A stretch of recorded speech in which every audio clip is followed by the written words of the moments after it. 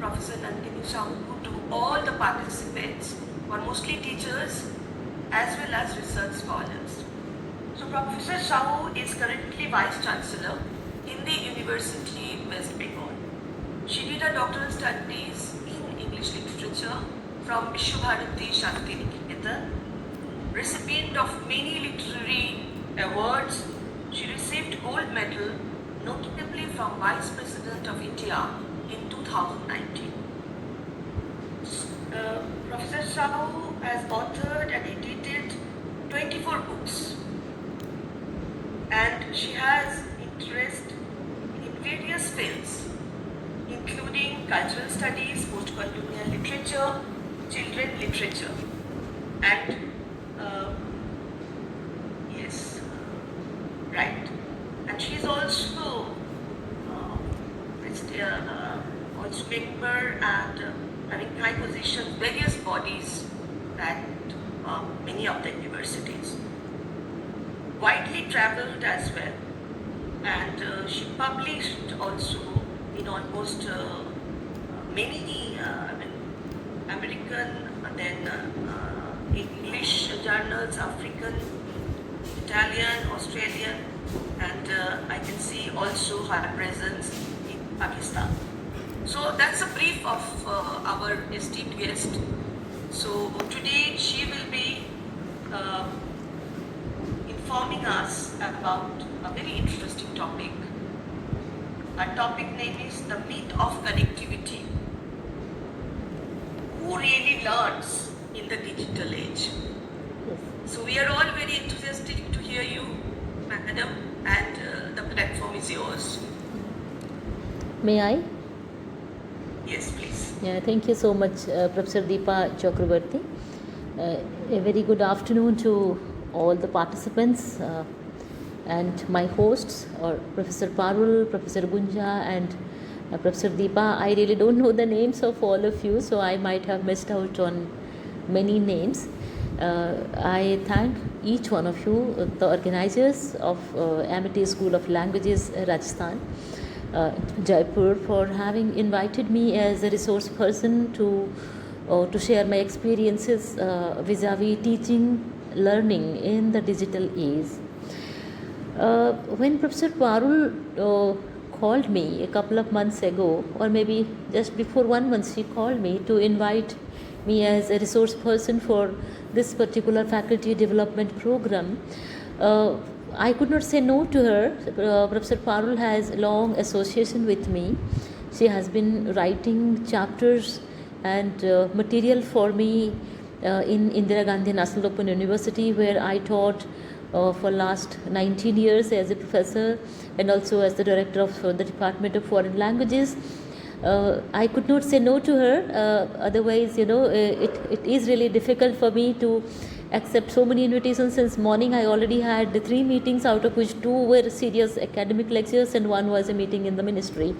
But now I am sure that I am going to enjoy my interaction with the participants in Amity School of Languages. I have some exposure to Amity. I know that Amity is an institution worth its salt. You all have been doing serious academic research. I have been to many Amity campuses all over the country in various capacities, and I know the kind of research you people have been doing, extremely committed and extremely dedicated and true to being worthy of a teacher in a good university like Amity. With this note, let me get back to my topic, but before that, the general theme that you have kept for your faculty development program, I hope that this program is not, this train the trainers program is not a necessary evil for the participants, because I think resource persons come with their own ideas and their research, and then sometimes it gets very lengthy. 2 hours lectures, I'm not going to make it a 2 hours lecture. In between I'll be taking a break and I'll be taking feedback and questions from the participants if it suits them. A warm welcome to the participants as well.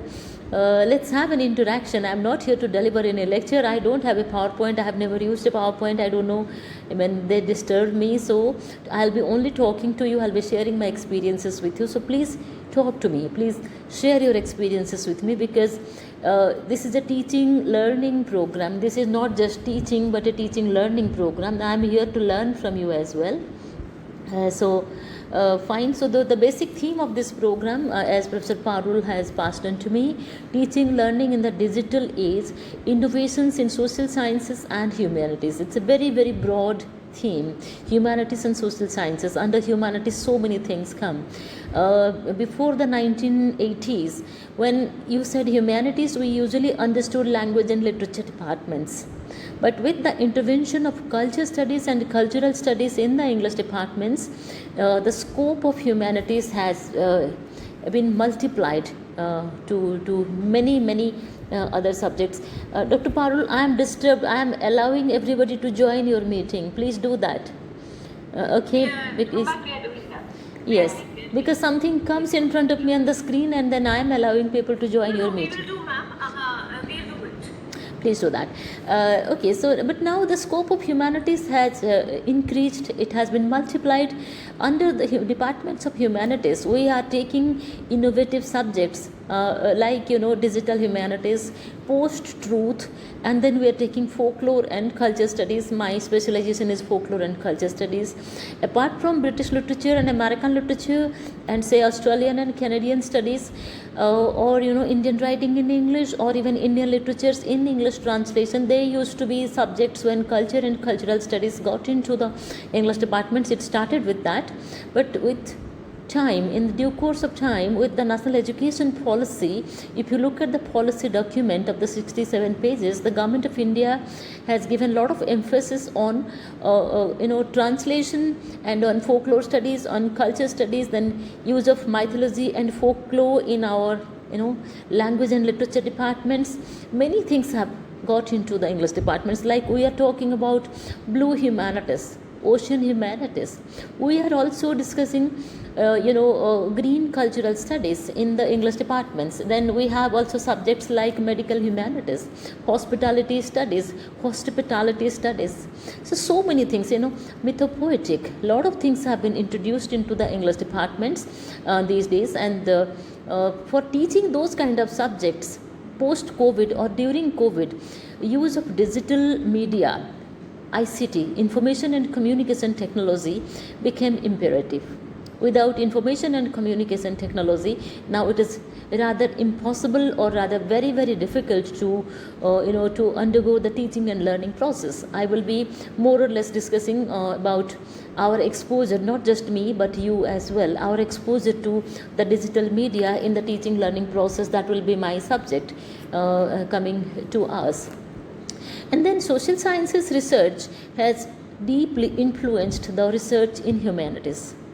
There was a time when the literary theories that we used for humanities in the interdisciplinary manner were very, very different. They were very limited. The scope was limited. It was only intradisciplinary, like teaching literature as literature, interpreting Shakespeare for the students. That was very, very intradisciplinary. But with time, we have been introducing interdisciplinary, multidisciplinary, and transdisciplinary research into the departments of humanities. That is where social sciences and humanities have the interface. They talk to each other, they look into each other, they probe into each other.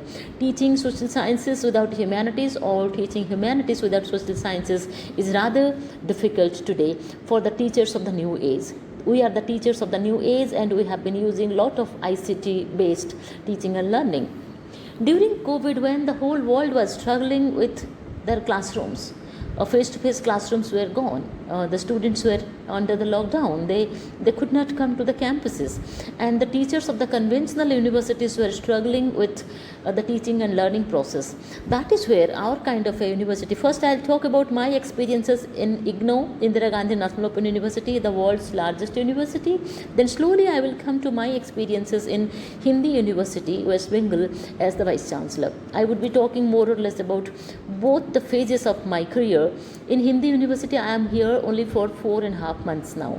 And what are the things that we have introduced through ICT? I will come to that.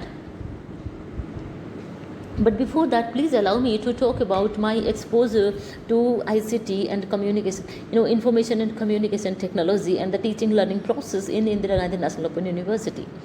When I joined the university in the year 2006 as a teacher in the Department of English, we had to do a need assessment survey. Now, what is a need assessment survey? You do a quantitative data technique method, and then you prepare questionnaires, and then you send it to the clients, as you send it to the prospective learners. So I sent it to 20,000 prospective learners, asking them questions about the kind of subjects that we were teaching in the English department and what all was lacking there, what all were missing there. And I had given them a hint that we want to introduce folklore and culture studies in our departments, and the response was overwhelming. At that time, internet definitely was not as efficient or as useful as today. Not, I shouldn't use the word useful, it was not as prevalent as today. So I sent the hard copies as well as soft copies to many people.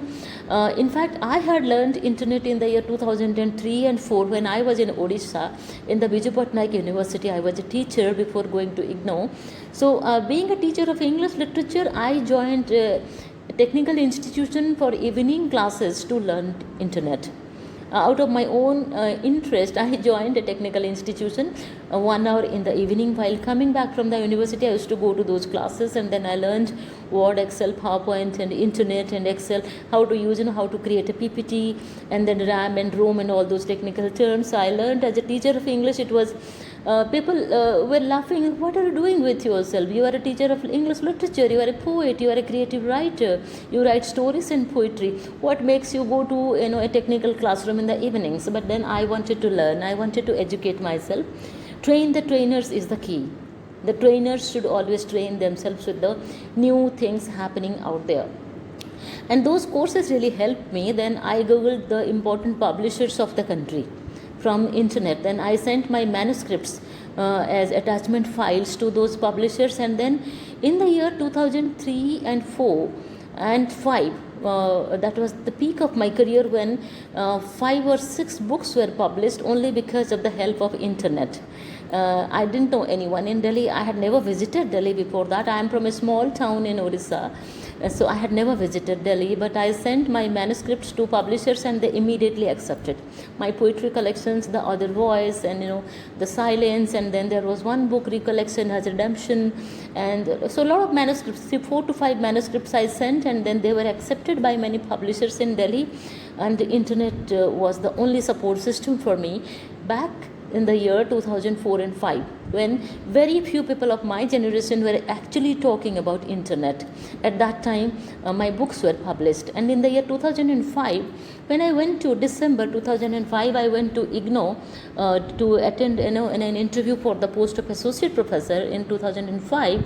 My 5 books were instrumental in getting me into the system. And then I got questions on that. IGNOU is very ICT oriented.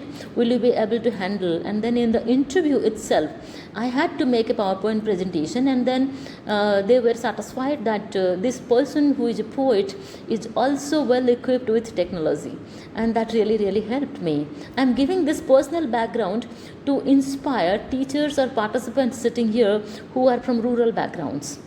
I am from rural background. I have seen the world, I have traveled the globe, and I have been exposed to knowledge, to wisdom, and to books, and to many things, to knowledge systems through ICT, through communication technology, through the internet. So that is when it was helpful for me, and I was selected in IGNOU for the post of the associate professor in the year 2005, and then in 2011 I became a professor. So 2006 to 11, that period was very, very important. I did the need assessment survey on folklore and culture studies, and I introduced the country's first diploma program in folklore and culture studies with 5 courses, and each course was something like 600 to 700 pages. I introduced that, and the response was overwhelming. Lot of candidates, lot of students got into that program, and in due course of time we introduced the UGC NET examination. So any discipline is fulfilled, is complete, is successful only when there is a UGC NET examination in the discipline, and then there is employment. Without employment, if we create a discipline and we introduce subjects of our interest, maybe because we are interested, then it makes no sense. We have to create a UGC NET examination, and then we have to create employment for the candidates, for the participants. So that is when the UGC NET examination in folk literature was separated from English literature. Earlier in the UGC NET English, there used to be 3 or 4 or 5 questions on folklore, and folklore was an appendix to English studies, or to comparative literature.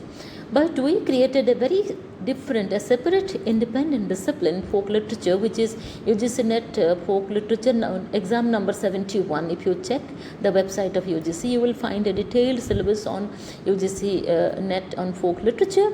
And then in the year 2022, I designed the second year courses of the diploma, which was converted to master's degree program, MA in folklore and culture studies.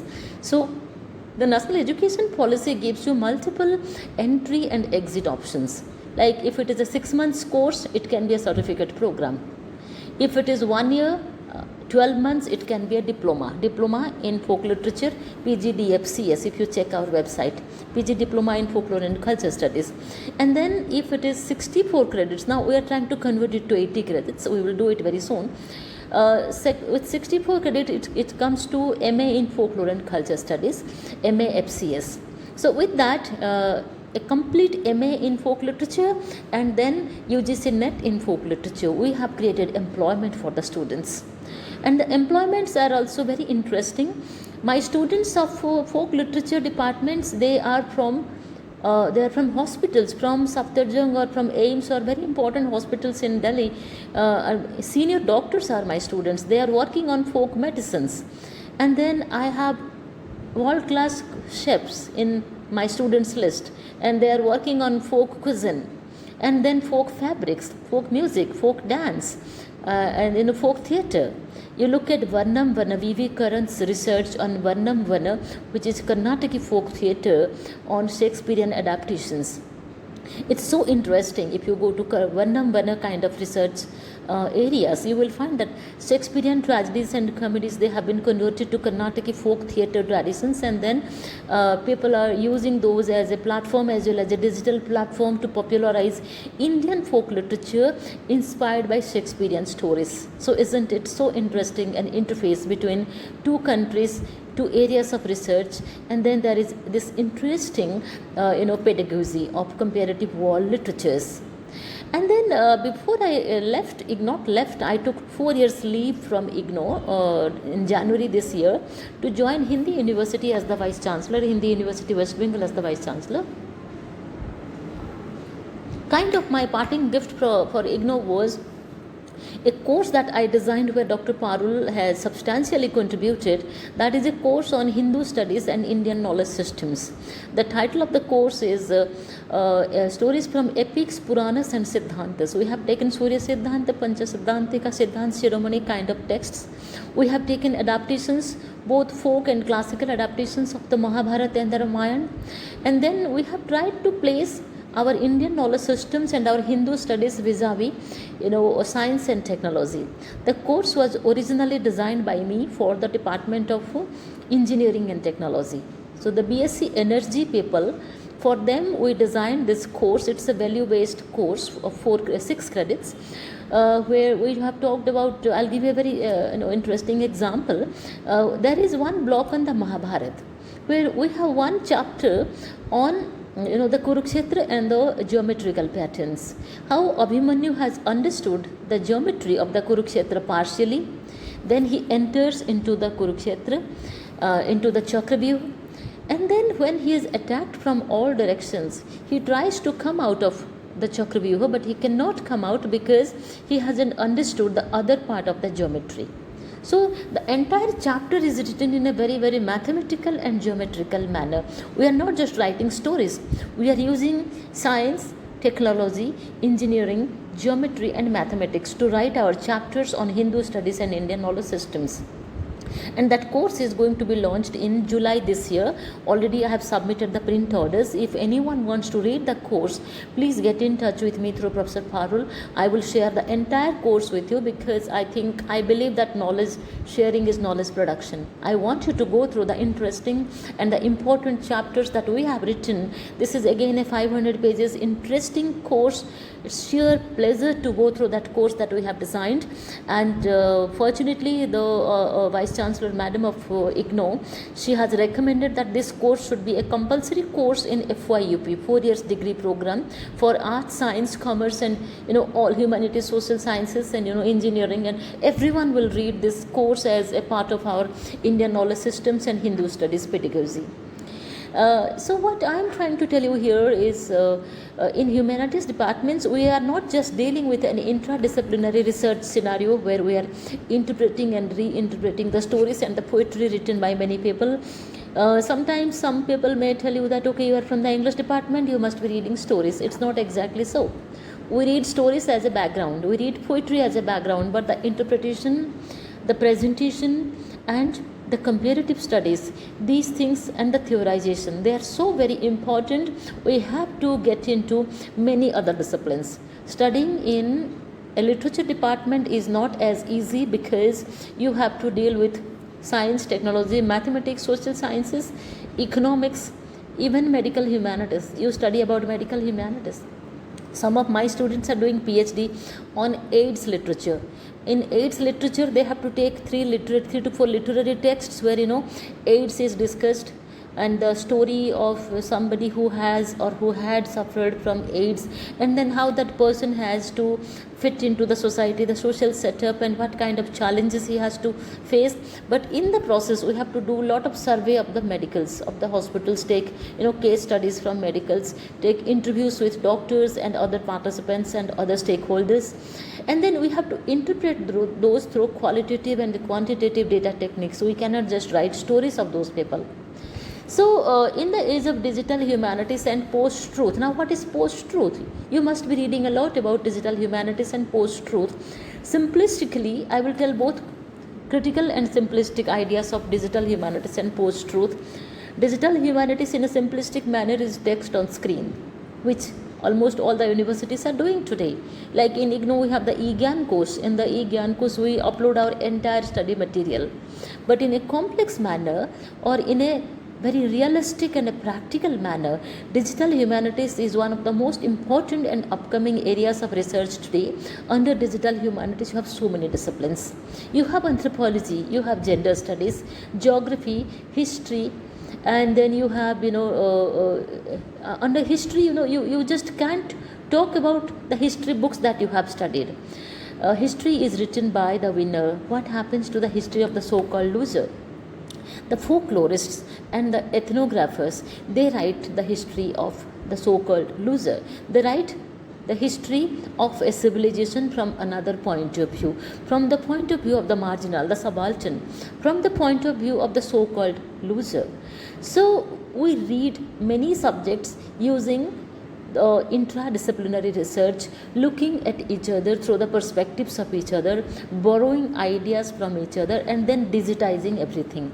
Digitization is the key. In digital humanities, you kind of digitize everything. I'll give you one case study during the course of my lecture. When I designed this MA in folk literature, I did one survey on language death. Initially in the world there were 6 lakh languages, and today there are only 6,000 languages. What happened to rest of the languages then? They died a natural death because of the lack of preservation. No one was preserving those languages. No one was talking about those languages, and then they died a natural death. And if you look at language death and language preservation from digital humanities perspective, then you have a massive task to fulfill. You have to, as a researcher and as a folklorist, you have to go to the dying language groups. You have to take interviews with them. You have to create audio video material with them. You have to document their languages, even if they don't have a script. You have to use your script and then document those languages, then translate those to the languages of power. Here let me give you the example of English, which is the language of power. If you translate those dying languages from the local dialects to English language, then you present it to the world through digital humanities. Then probably you are serving in a very nice manner to that dying and that endangered language. And it's not as easy as I am talking now. Sitting here in the Vice Chancellor's office, I am talking about that dying language, and then the research that I did. But the research was very, very challenging. I travelled many countries. Even I went to Madagascar, I went to Nepal, and so many places, and almost all the states in the country in India. And then I took interviews with the last speakers of the dying language groups. The basic challenge was convincing the last speakers that yours is an endangered language. They will never agree if you tell them that yours is an endangered language. So you have to convince them. You have to give them the data. You have to give them how many speakers are left in this language today and what was the scenario before 20 years or before 15 years. So on the basis of that, you can record their music. They will not speak to you. If you ask them to speak something educational, something academic, they will not speak. So for the dying language groups, you have to ask them to sing a song or to tell a story, a folk tale. So when they are telling you the folk tale or the folk music or something like that, you are recording that, and then you have to interpret that in a very, very civilizational manner. One folk song can tell you the story of one civilization. As a folklorist, I have realized it. For example, I have taken the interview with one person from the Kui tribal groups in Odisha, those who speak the Kondh language, the Kondh tribal group, they speak the Kui language. So I asked somebody to tell me something about his childhood. Then he could not tell me anything. One very, very old person. Then I asked him to tell me a story of his childhood. Something interesting. Then he sang a song to me where there is this girl who got married to some Englishman in the pre-independent India. The girl secretly got married to an Englishman, and the name of the Englishman was Paul. But somehow this Kui language person told me Paulo. For Paul, he said Paulo. So apparently this girl got married to Paulo, to Paul.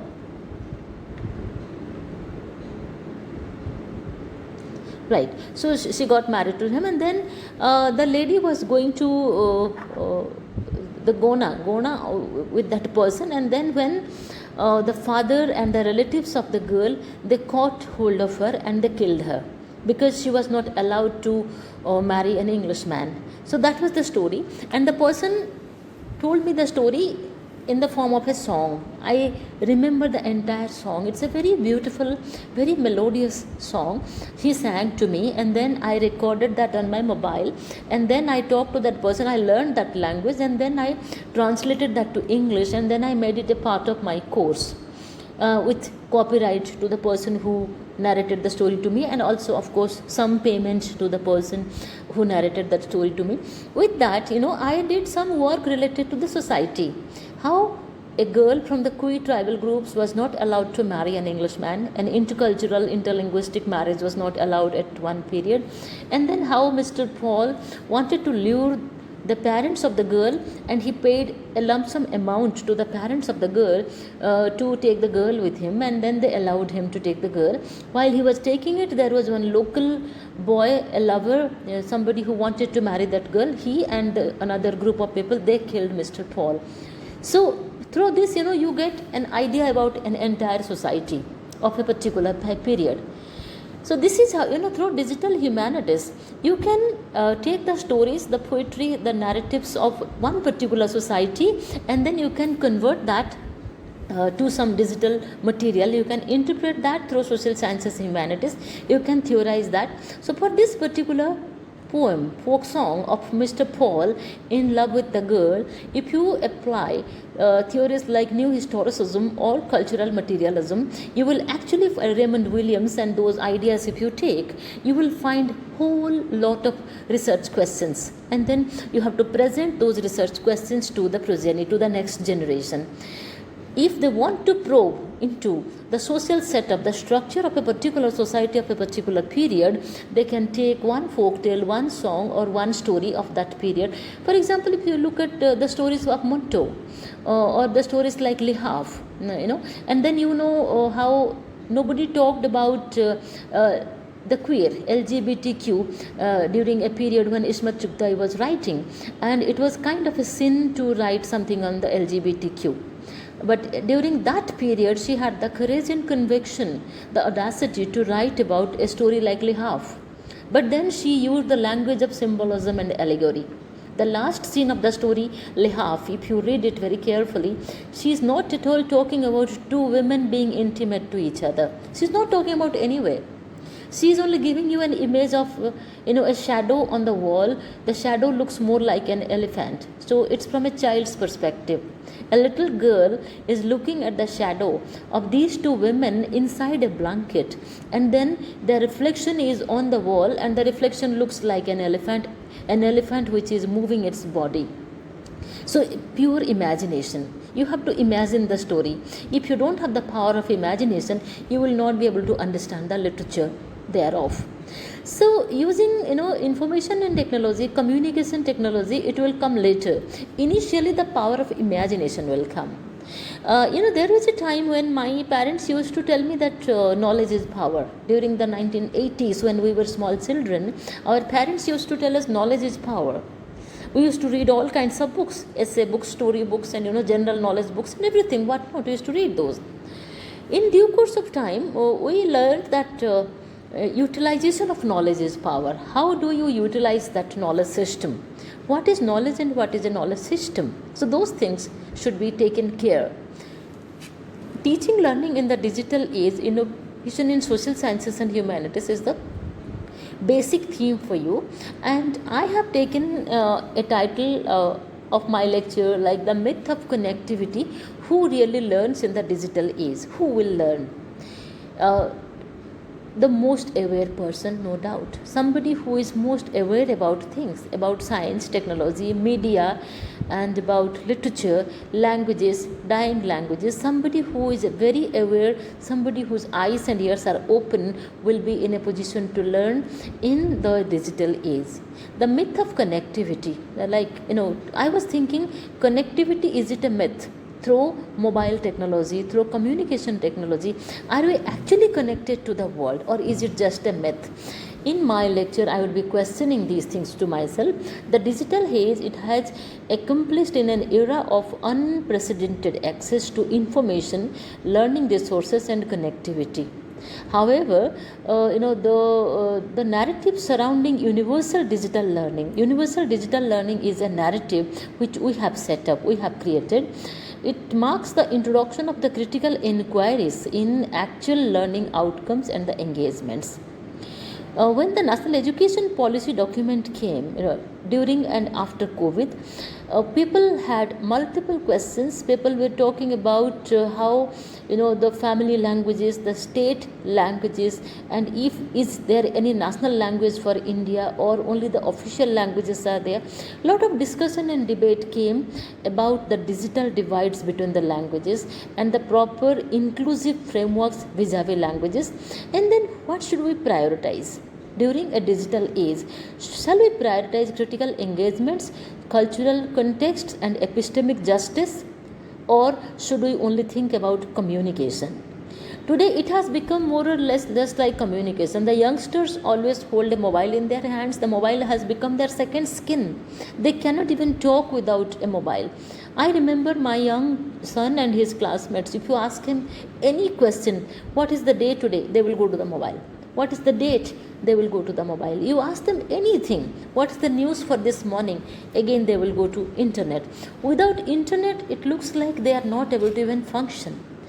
In such a scenario, as a teacher of English literature and a teacher of social sciences and humanities, you have to ask quite a few very, very important questions to yourself, that ICT based education, does it lead to critical engagements between you and me?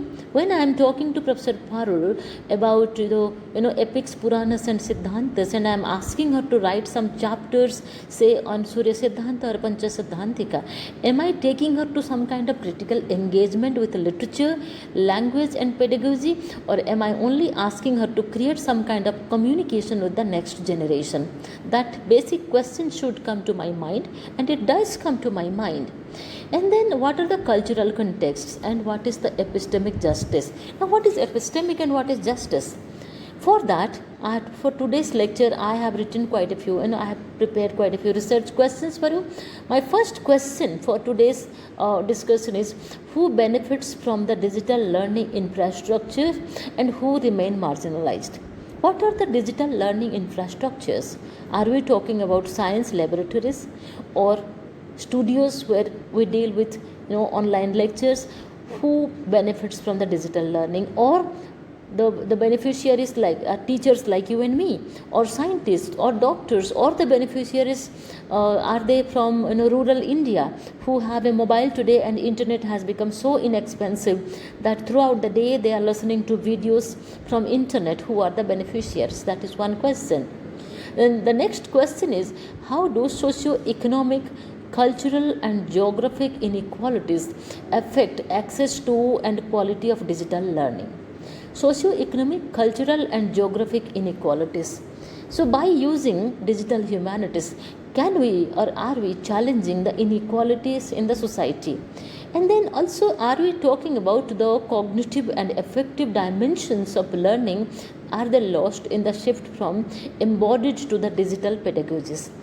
Okay, this question is always in my mind. I remember our childhood, when there is no digitization of education, the teachers used to come to the classroom with a book. They used to take out the important points from a chapter and then read out those important points to us. Was that an age, a period when we learned more effectively by looking at the teacher, by touching the books, by using all our five senses? Was the learning more effective, or is the learning more effective now when we listen to online lectures? When you are listening to me here in this online lecture, how far do you remember the things? What cognitive and affective dimensions of learning are lost in the shift from embodied learning to digital pedagogies? When you listen to somebody in the digital media, how long do you have your attention span? I think if a digital lecture is for 1 hour, then the attention span of people may break. One may not be able to listen to you for 1 hour entirely. For that, short videos should be created. Now, in the age of Instagram, the youngsters are creating 7 minutes, 8 minutes, very short videos. So my next question is, can the digital humanities and critical pedagogy reframe digital learning as a site of resistance and inclusion? Now, resistance from what? Resistance from all kinds of injustices. For example, in rural India, if we use a lot of English the way I am speaking now, how much or how can people or the students from rural India be able to follow me? If they are not able to follow me or you, when you use one particular language and not their vernacular, I'm using the word vernacular quote unquote. If you are not using their vernacular language and you are using the language of power, for example English, then how much will they be in a position to understand you or to listen to you or to take your points? If that is the challenge, then what should you do? I will give a very brief answer to that. Translation is the key. In the NEP document, it talks about family languages, state languages, even languages, 22 official languages, and it also talks about international languages. So when I am speaking in English, probably you should create a software which continuously translates my lecture into the 22 official languages of the country. All the languages of the country, if it continuously converts and translates, then while listening to me, while looking at me, trying to understand the kind of English that I am using, probably the participants, the students will be in a position to read the translation in their own languages, and then probably they will be in a position to understand my lecture. So translation and multiple languages, usage of multiple languages, like there are 7,000 local dialects, which I would prefer to call folk languages, tribal languages. 7,000 is not a small number. Is it possible for ICT, information and communication technology, to convert a lecture delivered in English or Hindi kind of a language, then convert that to the 22 official languages, and then in due course of time convert those into the tribal and the folk languages, and then manage to reach out to the marginalized, to the subaltern? That is the question. So I will emphasize this research question that I have taken for today. Can the digital humanities and critical pedagogy reframe the digital learning as a platform for resistance and inclusion? Why resistance? They may have a resistance. If someone sitting in one corner of, say, Assam or maybe Meghalaya or somewhere, Northeast India, or maybe Odisha, or maybe somewhere in West Bengal where I am sitting now, in Calcutta I am here, sitting in a corner of one rural village, someone listening to me, looking at me, listening to the English that I am using, because this program caters to English language, the person can have some sort of resistance that I am not able to understand to this particular speaker. So how do you address that? That is one question. And inclusion, we talk so much about inclusivity. My question is, what happens to so vis-a-vis inclusion, my question is, what happens to the marginal studies, the subaltern pedagogy, myth and folklore, tribal studies, inclusivity, flexibility, then empathetic learning in case of extreme digitization of learning? So if you do extreme digitization of learning, what happens in such cases? In such a scenario, how do you manage as a teacher of literature or a teacher of humanities and social sciences? So this question is very, very important for me, because as a folklorist, I feel that it's my moral duty, my ethical responsibility to get in touch with the folks, the tribes, people who are marginalized, the Dalits, the subaltern, children, women, or people who belong to the so-called lower strata of the society. This is my responsibility, your responsibility, to reach out to those people. So in extreme digitization, in case of extreme information and communication technology usage, are you addressing the resistance and inclusion of those people? What happens to the marginalized studies or the marginal studies, the subaltern pedagogy? We talk so much about writing from the margins, the subaltern pedagogy. And then myth and folklore, we are using Indian mythology in our Indian classrooms. We also talk about Greek mythology, Iliad and Odyssey kind of texts we are teaching. So when you teach mythology and folklore or tribal studies, or you think about inclusivity and flexibility, so throughout the lecture, please emphasize the following points: subaltern pedagogy, myth and folklore, tribal studies, inclusivity, flexibility, empathetic learning. These things are they addressed in extreme digitization of learning. Who actually is learning? Are we teaching only for the urbans, only for the Delhi, Calcutta based people, or are we also teaching people who belong to the marginalized groups of the society? This question should come to you off and on. And for that, my hypothesis for today's research is digital connectivity doesn't, so this is the hypothesis I am giving you. This hypothesis can come to anybody's mind. So digital connectivity doesn't equate to educational empowerment due to persistent structural inequalities. There are structural inequalities. There is a language lab in Calcutta, in Bangalore, in Mumbai, in Delhi, or in Chennai kind of cities. But do you have structural equality when it comes to rural India? Do we have language laboratories? Here I am reminded about my stay in Biju Patnaik University of Technology when I was teaching there from 2001 to 2005. I proposed a language lab to the Biju Patnaik University, and they immediately agreed, because I think maybe I was the only PhD in that university, so they were always overwhelmed with the ideas I was giving. But it may not be the case with everybody. Like here, I am in an empowered position. If I propose a language laboratory, probably I will be the one to propose and I will be the one to approve and get it done. But is it the case with everybody? It doesn't happen in case of everybody. So in such cases, how do you manage is the question. So the production of digital learning platforms privilege a techno-capitalized epistemology that marginalizes the the indigenous people and the dialectic modes of learning. That is my hypothesis again. And another hypothesis that I would like to throw open to you today is innovations in the humanities and social sciences. They offer counter hegemonic possibilities for inclusive, meaningful, and digital education. I would repeat my third hypothesis. The first hypothesis is digital connectivity doesn't equate to educational empowerment because of the structural inequalities. That is the first hypothesis I am giving you. Think about it.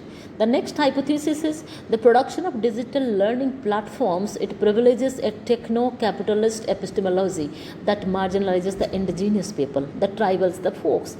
And then the effective and dialectic modes of learning, they are questioned. So that is one hypothesis that I throw open for you to think and ask me more questions about those.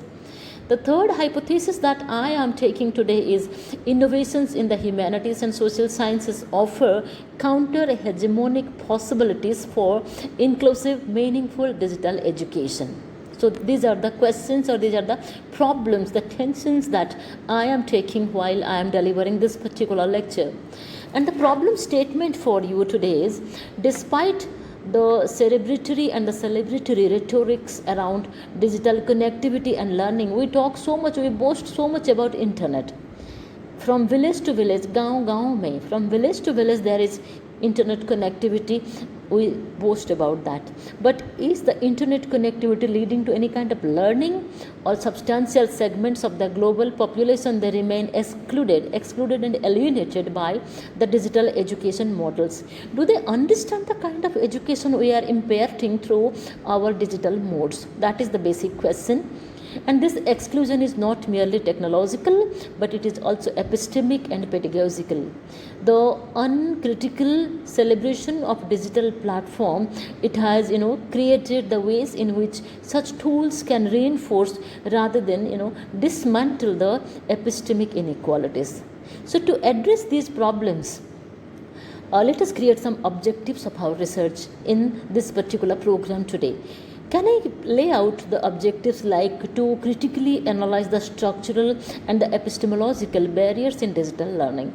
When I talked about the barriers, I told you so many examples that I went to the Kui language speaking groups, and then I told them that yours is a dying language, and they were so angry with me. They never agreed that theirs is a dying language.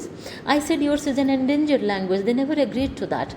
They said, no, ours is not an endangered language. So in this kind of a scenario, when there are epistemological barriers, how do you handle? And when I went to Madagascar, I spoke to some locals. I told this or that is a dying language. The word dying was dangerous for them and me. They never listened to that. So in this kind of epistemological challenges, how does digital learning help you? So this is my objective today, and I wish that this should also be your objective after this program. And then to highlight the role of innovations in the social sciences and humanities in challenging many narratives of the digital education. So that is one thing that you should also consider and reconsider. And the next objective that you should take is to foreground the alternative inclusive pedagogies grounded in the lived experiences. What is your lived experience? As a teacher, what have you experienced? Then your local knowledge systems and your critical consciousness. And then the next point that you should consider is to offer a multi-dimensional understanding of learning that includes cognitive, emotional, cultural and political dimensions. Cultural and political dimensions are equally important. How much the system is helping you, how much the system is supportive for you. If working in a local college, let us say in Chhattisgarh or some state like that, you are working in a local college and you want to create a digital library where language learning and teaching of social sciences would be more practical oriented, then they will not understand. They will say that only in science or medical subjects there should be a lab. For teaching literature and language, you don't need a laboratory. They will not listen. They may not listen to you. So in this kind of a scenario, how do you influence the political and the policy planners, the political groups and the policy planners? As a builder of the nation, as a youngster today who is responsible for creating a pool of specialized people in the next generation, how do you take your responsibility is the question. Initially, I also told you about my case study vis-a-vis language death. Language death is a process that by which a language stops being used by people who spoke or wrote the language up to a particular time. To say that a language is dead is like saying that a culture is dead. When a language is dead, actually a culture is dead, because languages have no existence without people, and a language dies by killing a culture. When a representative of a language is survived by people who can only comprehend the language but cannot speak or write, the language has to die. It's a very complex problem. What is language death, for that matter? I think a language exists or survives only when there are speakers, listeners, and writers for that particular language. So, speaking, listening, and writing, 3 different skills. You have been teaching those in Amity. And language death can affect speaking, writing, and listening skills, all of them. The moment the last speaker of any oral or spoken language which has never been documented dies, the archive of that language vanishes forever with the last speaker. And do we know how many languages are at the verge of dying? How many are endangered? Before we can arrive at an estimate of the range of this crisis, we require a standpoint from which to view it. What is the standpoint? Like I said, speaking, listening, and writing. These are the standpoints. Commonly, estimated statistics about the number of languages dying make sense if they can be correlated to the constant figures about the total number of languages alive in the world today. But how many languages are there at present? Data doesn't say anything clearly about it. I only gave you an estimated amount that 6,000 languages are existing in the world today, 6,000 to 7,000. But estimates have varied in recent decades between 3,000 to 30,000. Imagine. And then an eminent scholars of language studies, they wrap up that might have been as long as 6 lakh languages spoken on earth some decades or some hundreds of years ago, and now 31,000 languages are in the middle of the road. 1,40,000 languages are also in the middle of the road. What is middle of the road? On the verge of extinction and dying. Even if we take the lowest estimate, it is evident that far more languages have died in the history of civilization than languages that have survived.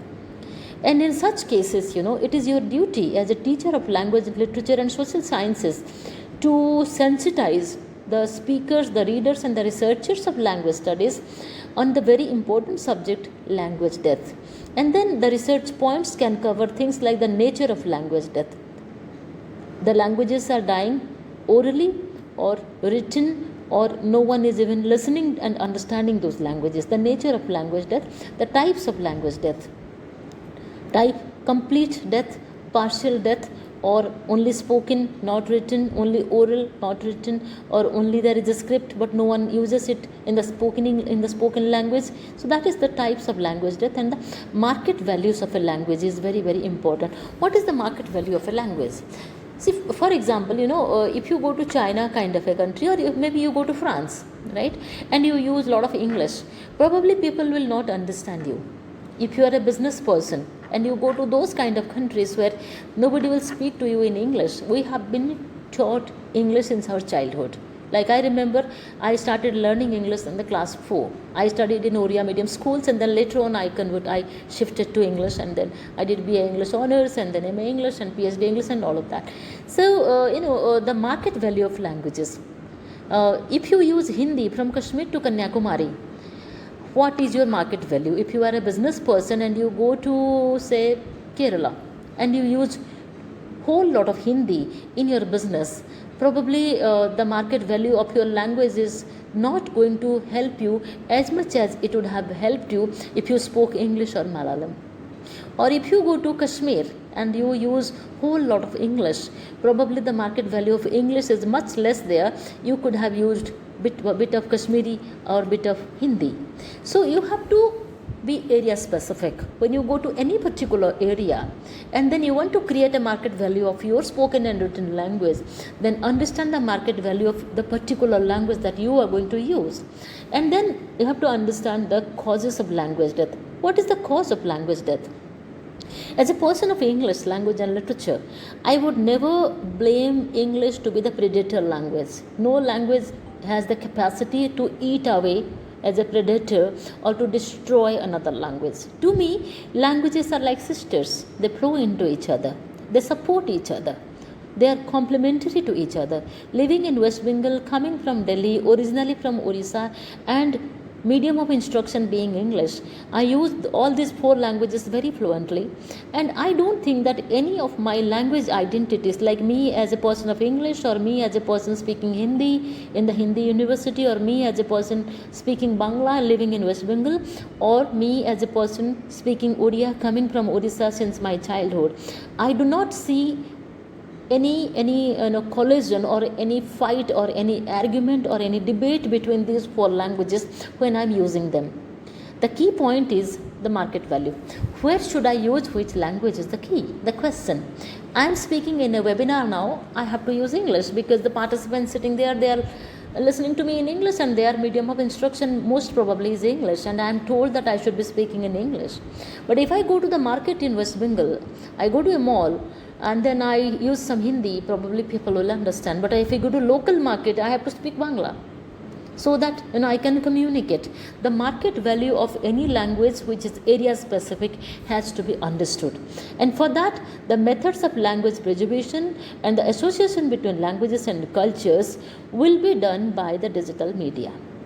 Digital media is here to help you out. And then with all these things, we have to also think about innovations in humanities and social sciences. Humanities and social sciences are subjects where every day new researches are happening, new innovative ideas are coming up. As I told you in the beginning, when it is folklore, we think about folklore. Then post folklore, we also think about fake lore. FAKE, fake lore is also one particular area. You can Google, there are books after books on fake lore. Now what is a fake lore? When you pretend to be representative of any particular culture or folk group, which is actually not a way of life of a folk group, but very contemporary, very personal, but you are presenting it in a way as if it is your folk, your own research. And then also when we think about the digitalization of cultures and languages and social sciences and humanities subjects, we have to think about digital ethnography and the participatory media. Now what is digital ethnography? Using mobile storytelling in rural areas to record the folk knowledge systems and create community archives. That is one example of digital ethnography. If you go to a rural folk a village and then you use some literary theory, they are not going to understand you. So you have to use some kind of participatory media. So you have to use the mobile storytelling method. I remember during our childhood we used to have pala and dasikatya in our villages. Overnight storytellers used to come in the form of pala singers. So there will be one main singer and then somebody who would be following him, repeating the last sentence of every every couplet, every stanza that he sang, and then in a very sing-song manner they would be storytelling through poetry. And then today, coming to that, if you go to rural areas and you use your mobile technology and then you create some community archives through them, you tell them one story and then you ask all the participants to tell you similar kind of stories related to a society, to a culture, to some social issues. You give them one topic, for example, child marriages, okay, or maybe dowry system, or maybe something like that, or reading or studying in big cities or small towns. You give them one interesting topic. Which one would you prefer? Getting a career in a big city or studying in the village that you are living now? Give them a topic, tell them a couple of stories related to that.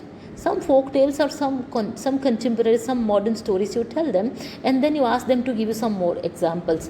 And the kind of discourses that you get to hear there, everyone will come up enthusiastically, everyone will share their own ideas. So in such a scenario, you can create critical media literacy. You have to tell them that through mobile technology I am recording your stories or your ideas, then I am going to make it available to the world wide web, and then I am creating an indigenous knowledge platform for you. Indigenous knowledge platforms, they train the students to decode media messages and challenge algorithm biases, and platforms like Swaraj University in India, IGNO in India, or Abundant Earth in Australia, they reclaim non-colonial ways of knowing digitally. In the beginning itself, I told you that IGNO is the world's largest university, and we have 8.85 million students, and we have hundreds and hundreds of academic programs and courses where we post our entire study material. For example, this MA Folk Literature, almost 15-20,000 pages of study material is open access. It's posted in the eGyanKosh portal of our university. Knowledge sharing is knowledge production. So we are creating this kind of indigenous knowledge platforms. This is open for everyone. Even you can go to your Google Play Store and download one app, IGNO study material. Then you can download the material on your mobile. While traveling, you can read it. Similarly, Abundant Earth from Australia, they are creating these kind of virtual platforms for the knowledge systems, for sharing the knowledge systems. Then you can also talk about virtual theaters and digital performances. Explore effective and sensory learning through dramatic arts online.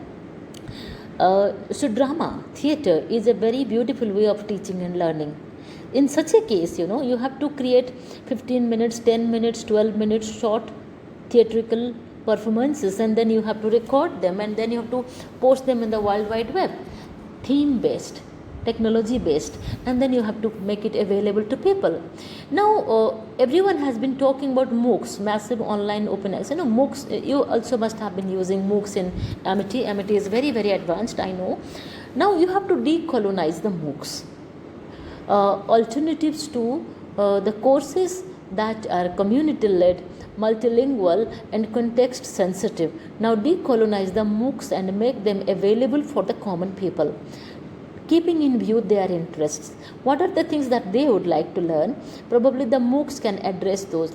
In the beginning, when I watched some 4 years ago, just after COVID or during COVID, when I watched some of the MOOCs, they were really, really boring for me. Like some expert will come, and then using PowerPoint, the expert will just keep on talking and talking, and then after 5 to 7 minutes your attention span will not hold anymore, and then your mind will wander, and then you will forget to listen to the person. You will be only looking at the person. So this is how MOOCs were introduced a few years ago by many institutions. I am not talking about Amity or IGNO, but many MOOCs. You just Google MOOCs which are a bit older, 4-5 years older, you will see that the teaching learning process was unidimensional. Slowly the MOOCs are becoming multidimensional. People are using links, YouTubes, conversations, and markets, and recording of very interesting stuff, taking interviews from the stakeholders, and incorporating everything in their MOOCs, and the MOOCs are becoming multidimensional now. MOOCs are not just from the teacher's perspective, they have also become from the learner's perspective. And then the proposed solutions, that the challenges we are facing, I will give you quite a few. Even I open it for you to give me some proposed solution. The first proposed solution that I would like to give you is the multimodal pedagogies, combining online with offline, oral with textual, local with global knowledge sources. That is one proposed solution. Another is community-led digital education. Decentralize the content creation, involve learners. Like I already told you, take interviews with the learners, involve the learners and local educators to co-designers of the platform. If you go to Northeast India, let us say this month I had been to Assam to attend a very interesting program where everyone was speaking Assamese language, and they will say Ahamia, not Assamese, they will say Ahamia. So the alphabet Ha would come regularly. If you are Sharma, they will say Harma. So first 1 hour, it was like difficult for my ear to accept Sarma is Harma. So, but after some time, it sounded very beautiful to me. It was very euphonic, it was very poetic, and I got acquainted, I got used to it. And being Odia, I could understand Assamese very, very easily. After some time, somebody speaking Assamese fluently was like poetry to me. I listened to it very carefully, I tried to participate. So you have to be accessible to people, and you have to give an access to people to be a participant in whatever digital media you are creating. If I am creating an audio or a video on Assamese poetry or Assamese music or something like that, if I do the theorization part, I should take someone real time from Assam who can give some examples in the Assamese language, and then I interpret, reinterpret. Translation should be the key. So this is what you call an inclusive design.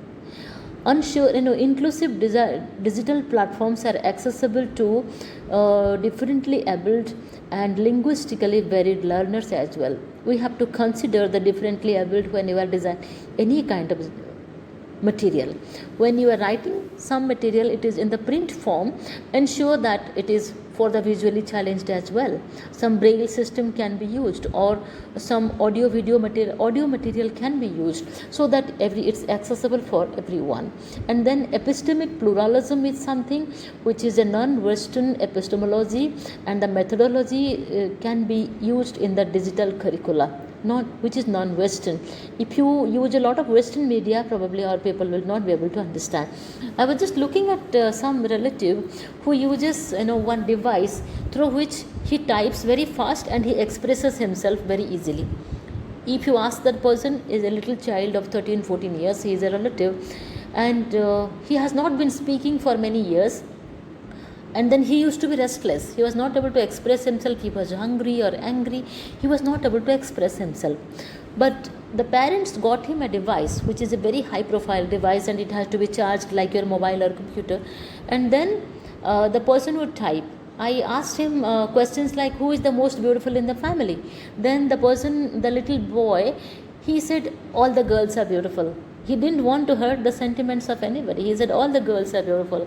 Then I asked him, verbally I asked, that who is the most well dressed? Then he looked at people when no one was watching. He wrote, you are the most well dressed. So he wanted to please me. Then I asked the person that, why were you so agitated yesterday in the airport? And the little boy answered that in the airport people were staring at me. Imagine the sensitivity. A 13-year-old boy is telling that in the airport everyone was staring, everyone was looking at me as if I am so different from others. So he could express it. So this is what you call epistemic pluralism. And that the Western digital media, which you don't find, the person is in America. The relative that I am talking about, he is from America. I mean, he is an NRI. The parents are also NRIs. If you come to India, you may not have such highly improved, highly developed technologies which are available to every challenged person, every intellectually challenged person. In such cases, what should you do? So you should think about this epistemic pluralism, and then you have to create some digital curricula through which the intellectually challenged children or people in our country will also be in a position to express themselves. We cannot ask the policy planners in our country. We are a developing country. We are not a developed country as yet.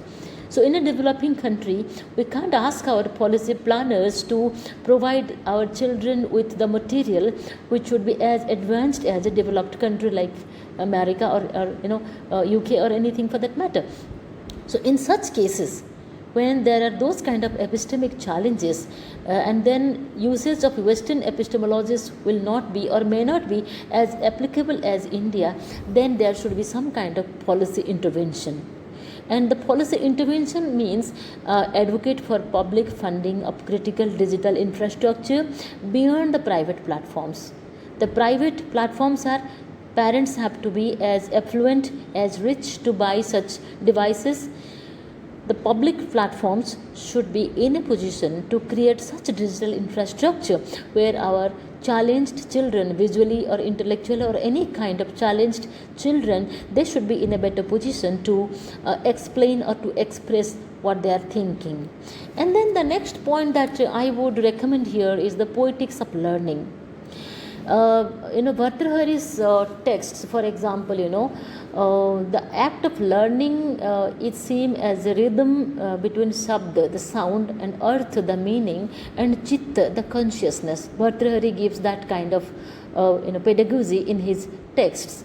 So you have to also go back to our knowledge systems, where Bhartrhari kind of scholars, they try to unite shabd, arth, and chitta, which is sound or word, meaning, and the consciousness.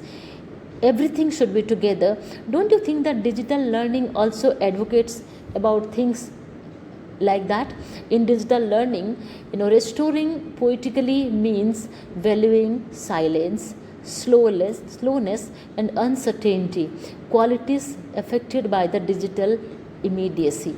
There should be no digital immediacy. I am a person who would always go for euphony. Euphony, something that sounds good to the ear.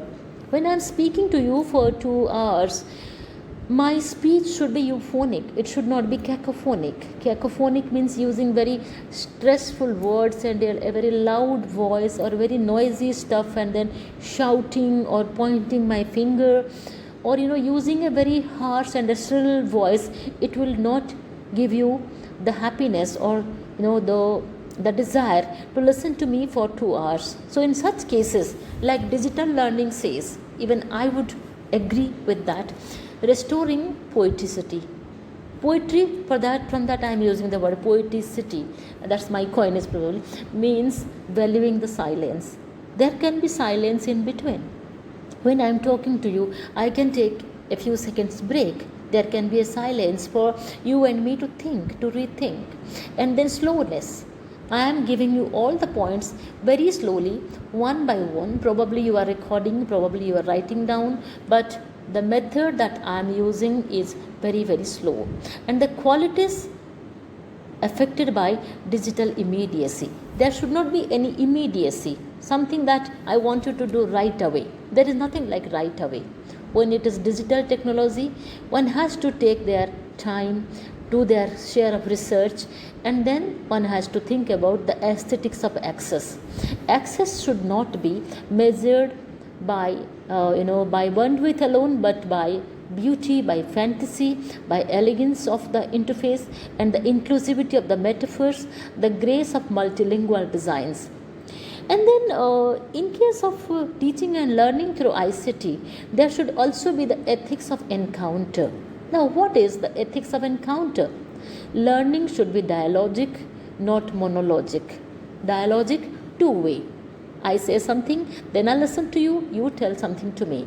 And then it can be transnational and transactional. Platforms must foster ethical encounters between cultures, knowledge systems, between bodies and history. And you have to use innovative pedagogical methods, for example, the digital Gurukul model.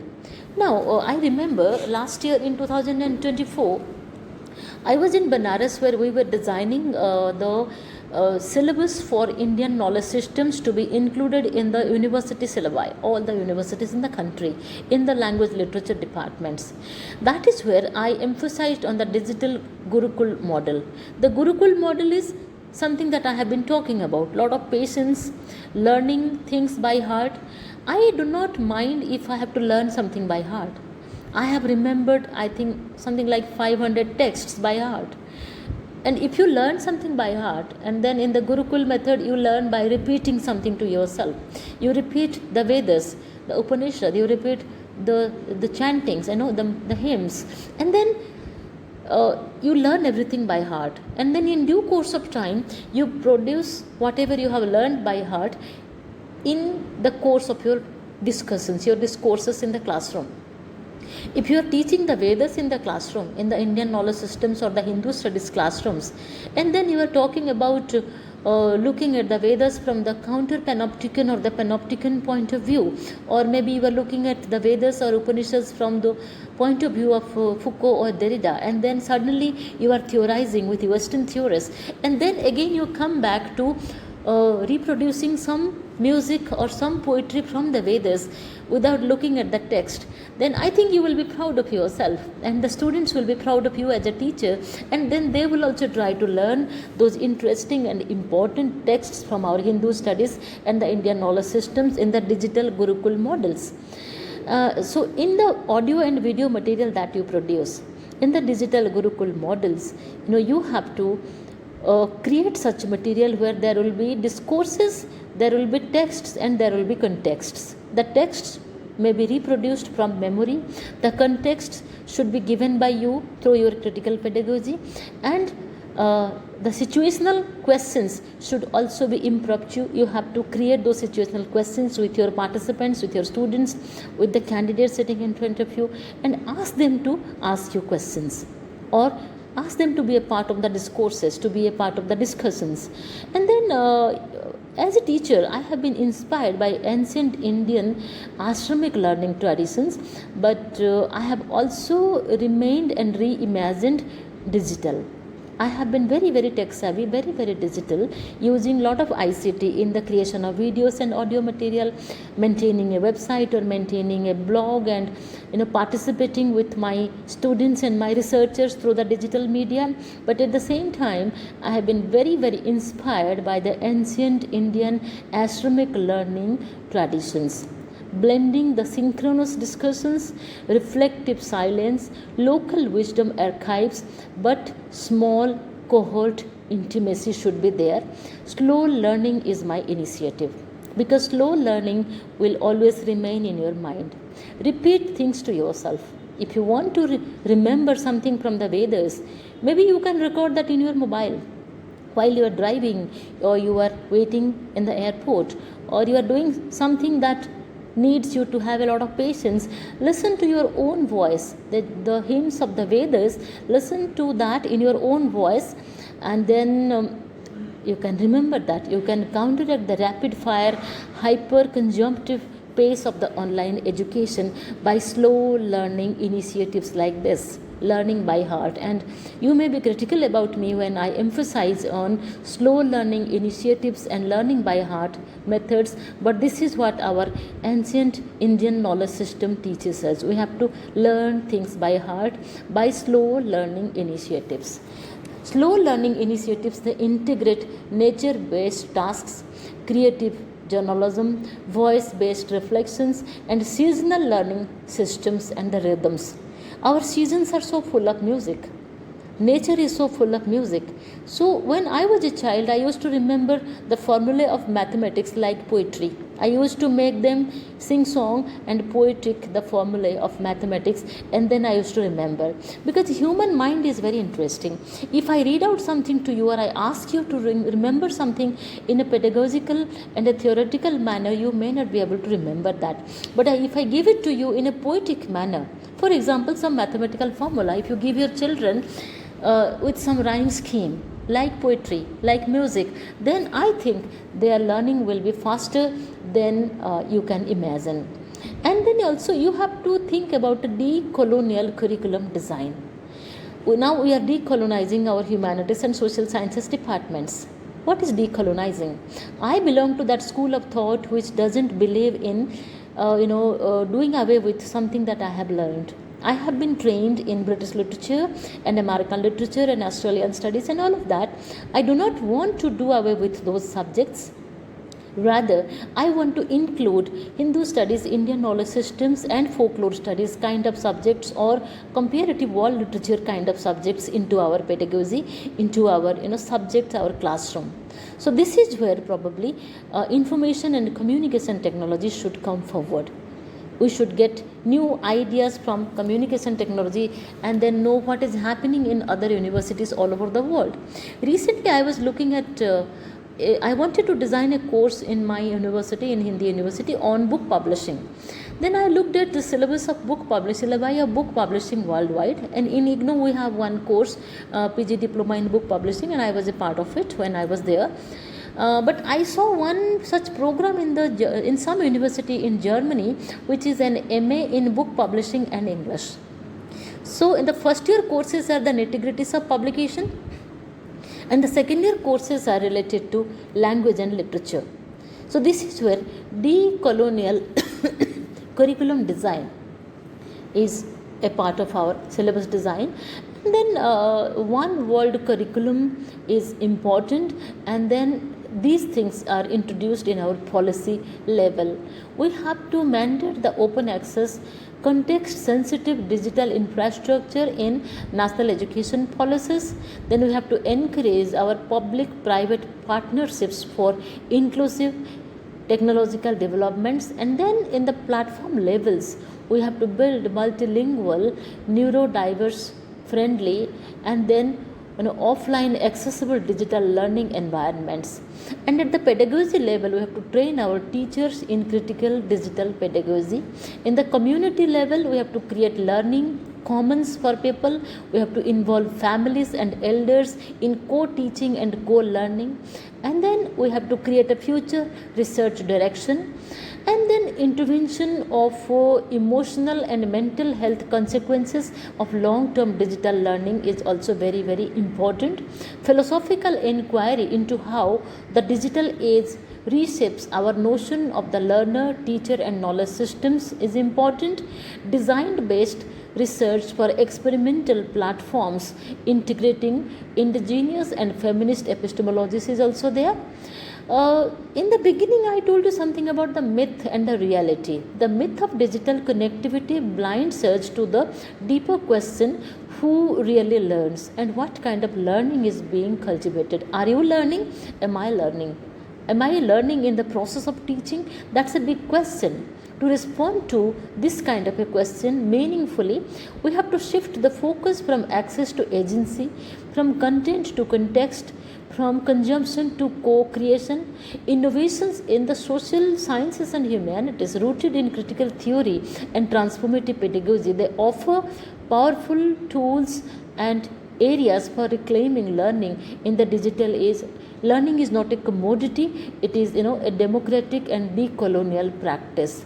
The key points that I want us to remember before I conclude is how digital humanities foster digital curation.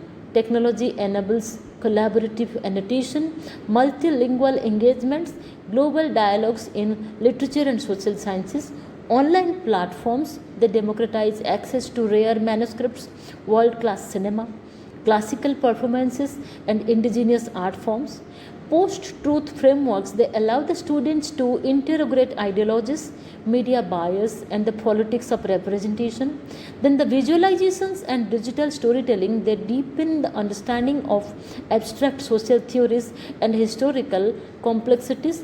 Artificial intelligence and tools like that, they open new dimensions in comparative literature, stylistics and translation studies. When I try to conclude the points that are important in the creation of digital platforms, I would like to give a little bit of information here that when I joined Hindi University as the Vice Chancellor, we saw that we had 4 programs here: MA in History, Political Science, Translation Studies and Hindi in the Hindi University. Now, we proposed multiple MA courses in the 22 Indian languages, and then on folk literature, on tribal literature, then some Western literature, some world literatures, and then the department can be termed as comparative world literatures. So when you talk about comparing texts from India with Germany, or texts from some part of our country, some tribal and folk text with some tribal and folk text of, say, Cinderella from France, and some Cinderella kind of story from Indian folk literature. If you try to do those things and you do not use digital and communication technology, then probably you cannot create those kind of audio video material which will be interesting for the students. You cannot tell them only theory and the stories. You have to give them some YouTube links and some audio video material, some story, and some performative arts or some music.